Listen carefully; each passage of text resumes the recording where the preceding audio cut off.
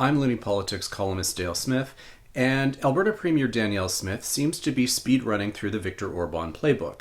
Now, this is a playbook that has been adopted by MAGA Republicans in the US, but also some conservatives in Canada as well. And what it essentially is about a blueprint for creating what Viktor Orban called an illiberal democracy, which means still functionally democracy, but very much autocratic in most respects, particularly when it comes around to things like civil liberties or the rights of minorities and so on. And you can see some of this with Danielle Smith's recent moves, whether it's when it comes to scapegoating immigrants or newcomers of other varieties, when it comes to things like book bans that particularly target LGBTQ materials, and when it comes to things like her propensity for trying to game the rules in the favor of her Conservative Party. And that's one of the big things that's happening right now, is that she's essentially trying to gerrymander the riding boundaries so that she will have a structural advantage in the next provincial election that will guarantee her and the UCP a win if all conditions stay the same.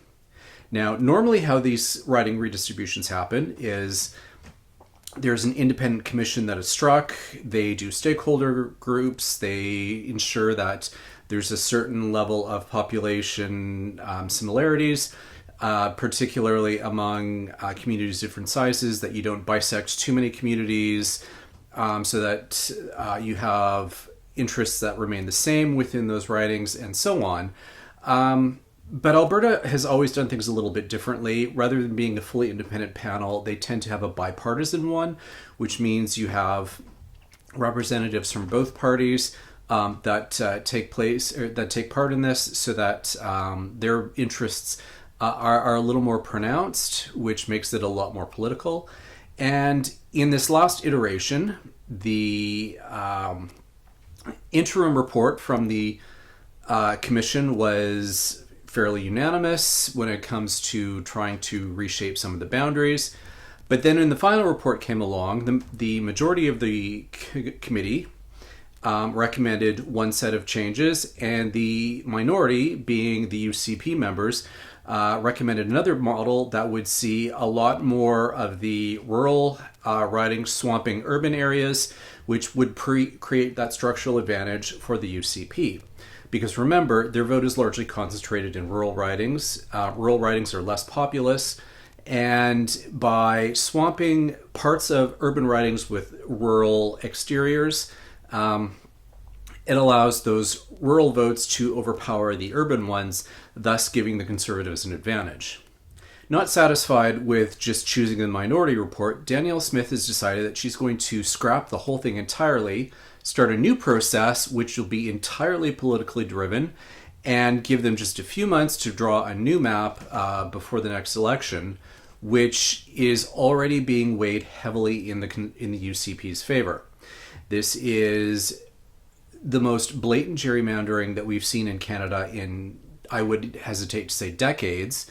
And it is very much in the hopes of ensuring that her party maintains its dominance, even if they have to redraw the ridings, and essentially ensuring that the more progressive urban voters are swamped and are overwhelmed, and that the population balance is distorted, so that rural ridings are far more weighty than urban ones.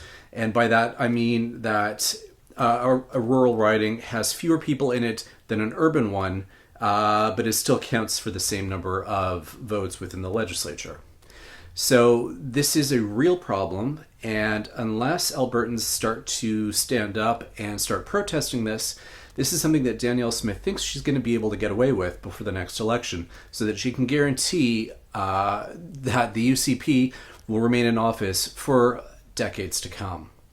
It's not democratic, and it's one of these things that people need to protest and fight against, because that's the only way that things are going to change.